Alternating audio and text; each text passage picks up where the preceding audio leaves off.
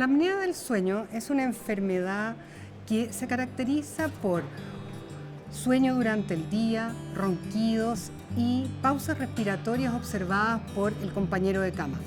Esto es importante porque más del 25% de los hombres mayores de 50 años tienen estos síntomas y en algunos casos esto puede ser muy grave.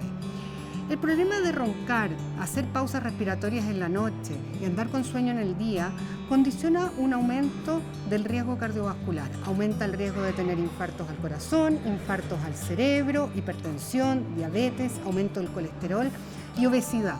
Por lo tanto, deben realizarse un examen que consiste en dormir con una serie de sensores que graban este sueño y se ve cuánto roncan, cuántas pausas hacen y cuánto incluso baja el oxígeno en la sangre en la noche.